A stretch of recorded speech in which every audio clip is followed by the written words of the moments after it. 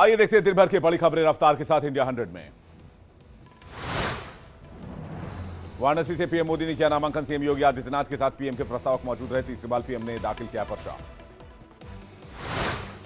नामांकन के बाद पीएम मोदी ने की बैठक। एनडीए के नेताओं के साथ पीएम ने की बैठक। एनडीए के नेताओं ने पीएम का स्वागत किया, शॉल उड़ाकर सम्मानित किया। पीएम मोदी के नामांकन में एनडीए का शक्ति प्रदर्शन। 12 राज्यों के सीएम, 20 केंद्रीय मंत्री समेत एनडीए के दिग्गज हुए शामिल। काशी में पीएम मोदी ने नामांकन से पहले दशाश्वमेध घाट पर किया गंगा पूजन। पुजारियों ने तिलक लगाकर शॉल उड़ाकर पीएम मोदी का स्वागत किया।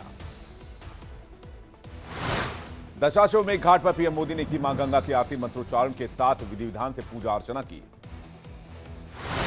वाराणसी में पीएम मोदी ने काल भैरव मंदिर में की पूजा अर्चना, दर्शन कर आरती भी की। सीएम योगी भी साथ मौजूद रहे। पीएम मोदी ने नामांकन से पहले ट्वीट किया काशी का वीडियो। कहा, काशी से मेरा रिश्ता अद्भुत है, इसे शब्दों में व्यक्त नहीं किया जा सकता।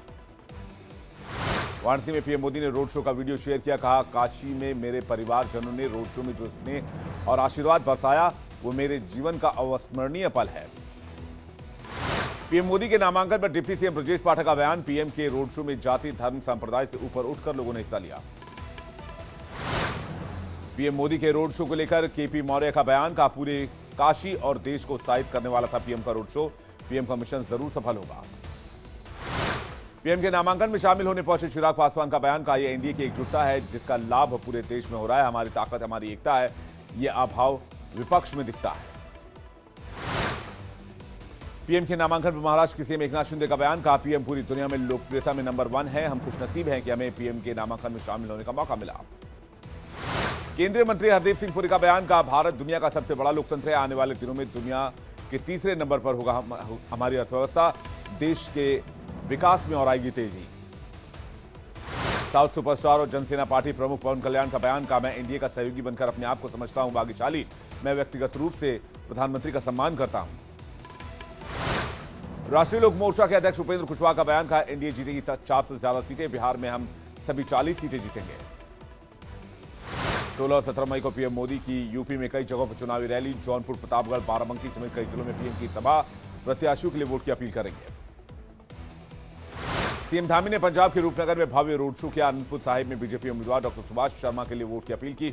भारी संख्या में उमड़े समर्थक। पंजाब के रूपनगर में उत्तराखंड के सीएम धामी का बयान। कहा, 400 पार का नारा नहीं संकल्प है और यह संकल्प पूरा होकर रहेगा। हरियाणा के सीएम नायब सिंह सैनी ने किया door to door campaign. Hisar से बीजेपी उम्मीदवार रणजीत चौटाला के समर्थन में चुनाव प्रचार किया। करनाल से बीजेपी प्रत्याशी मनोहर लाल का बयान। कहा, हमारे कार्यकर्ता बूथ स्तर पर घर घर जाकर प्रचार कर रहे हैं। जनता तक नीतियां पहुंचाने में हमारी पार्टी कामयाब हुई। पीयूष गोयल ने जीत का किया दावा। कहा, जनता ने बनाया विकसित भारत बनाने का मन। रिकॉर्ड मार्जिन से जीतेगी बीजेपी। पीएम मोदी की झोली में जाएंगी 400 से ज्यादा सीटें। केंद्रीय मंत्री गजेंद्र सिंह शेखावत ने राहुल गांधी पर बोला हमला। कहा, राहुल खुद को गंभीरता से नहीं लेती उनकी पार्टी। वायनाड से रायबरेली पहुंचे, अब रायबरेली से भागकर कहां जाएंगे। खड़गे के देश के गुलाम वाले बयान पर रवि किशन का पलटवार। कहा, जब इंसान बूढ़ा हो जाता है तो ऐसे ही बोलता है। देश 10 साल से देख रहा है कि राम राज्य में हिंदू और मुसलमान सभी खुश हैं। कंगना रनौत ने हिमाचल प्रदेश के मंडी सीट से किया नामांकन। कांग्रेस उम्मीदवार विक्रमादित्य सिंह से है मुकाबला। हिमाचल के मंडी में कंगना रनौत ने नामांकन से पहले किया रोड शो। रोड शो में जनसैलाब देखने को मिला। नामांकन से पहले कंगना रनौत का बयान। कहा, जनता का प्यार और उम्मीदें हैं जो मुझे मंडी खींच कर लाई है। कांग्रेस पार्टी की राष्ट्र विरोधी मानसिकता देश के लिए चिंता का विषय है। चंडीगढ़ से कांग्रेस उम्मीदवार मनीष तिवारी ने दाखिल किया नामांकन। चुनाव में जीत का भी किया दावा। चंडीगढ़ लोकसभा सीट से कांग्रेस उम्मीदवार मनीष तिवारी ने किया रोड शो। नामांकन दाखिल करने से पहले किया रोड शो। ओडिशा के भुवनेश्वर में कांग्रेस महासचिव जयराम रमेश का बयान। कहा, हम बेरोजगारी और महंगाई के मुद्दे पर चुनाव लड़ रहे हैं। बीजेपी और बीजेडी एक ही सिक्के के दो पहलू हैं। ओडिशा में लड़ाई बीजेपी बनाम कांग्रेस है। कांग्रेस नेता सचिन पायलट का बयान। कहा, रायबरेली में एक तरफा चुनाव है। राहुल गांधी यहां रिकॉर्ड मतों से जीतेंगे। यहां सिंगल डबल दोनों इंजन लगे हैं लेकिन कोई काम नहीं आ रहा। अखिलेश यादव ने बीजेपी पर प्रहार किया। कहा, गिरती हुई पार्टी बीजेपी का लगातार ग्राफ गिर रहा है। 7वें चरण के चुनाव तक बीजेपी के खिलाफ 7वें आसमान पर होगा जनता का गुस्सा। हिमाचल सीएम सुखविंदर सिंह सुक्खू का बीजेपी पर हमला का जब कोई पार्टी जनता की भावनाओं का सौदा करती है, हिमाचल की संस्कृति, हिमाचल के लोग उसे पसंद नहीं करते हैं। आम आदमी पार्टी ने पंजाब लोकसभा चुनाव के लिए जारी की स्टार प्रचारकों की लिस्ट में अरविंद केजरीवाल, सुनीता केजरीवाल, मनीष सिसोदिया समेत 40 स्टार प्रचारकों के नाम शामिल हैं। दिल्ली में एमसीडी सदन में बीजेपी पार्षदों का हंगामा, दलित मेयर की नियुक्ति की मांग और स्वाति मालीवाल के मुद्दे पर दिल्ली के सीएम केजरीवाल के खिलाफ लगाए गए नारे, हंगामे के बाद सदन स्थगित। पीडीपी चीफ महबूबा मुफ्ती का बयान, कहा दिल्ली वालों का पैगाम यहां के लोगों को मंजूर नहीं, हमारी जमीन नौकरियों को लेकर जितने भी फैसले किए वो जनता को कबूल नहीं। अमेठी में प्रियंका गांधी का बीजेपी पर आरोप, कहा बीजेपी ने हमारे परिवार के खिलाफ झूठ फैलाए। बिहार के पूर्व डिप्टी सीएम सुशील मोदी का निधन, दिल्ली के एम्स में ली आखिरी सांस, कैंसर का चल रहा था इलाज। सुशील मोदी के निधन पर पीएम मोदी ने दुख व्यक्त किया, एक्स पर लिखा, बिहार में बीजेपी के उत्थान और उनकी सफलताओं के पीछे उनका अमूल्य योगदान, शोक की इस घड़ी में मेरी संवेदनाएं उनके परिवार और समर्थकों के साथ है। गिरिराज सिंह ने सुशील मोदी के निधन पर दुख व्यक्त किया, कहा उनकी शून्यता को भरना मुश्किल, छात्र जीवन से लेकर छात्र आंदोलन तक उन्होंने राजनीति में सक्रिय भूमिका निभाई।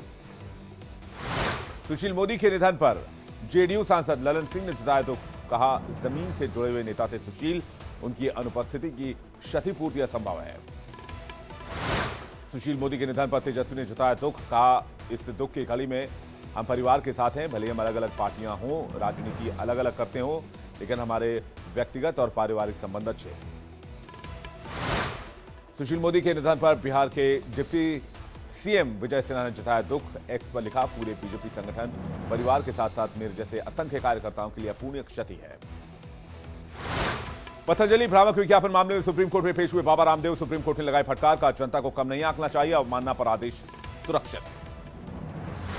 झारखंड कैश कांड मामले में मंत्री आलमगीर आलम रांची में ईडी ऑफिस पहुंचे, कहा मैं कानून का पालन करने वाला व्यक्ति, आलमगीर के निजी सचिव के नौकर के घर से बरामद हुआ था करोड़ों का कैश। जम्मू कश्मीर के कई जगहों पर एसआईए की छापेमारी, आतंकी फंडिंग मामले में एनआईए की छापेमारी हुई है, अनंतनाग, शोपियां और कुलगाम समेत कई जगहों पर एनआईए की छापेमारी। इसके अलावा दिल्ली के कई अस्पतालों में एक बार फिर से बम से उड़ाने की धमकी मिली है, पुलिस जांच में जुट गई है, सभी कॉल्स वेरीफाई किए जा रहे हैं।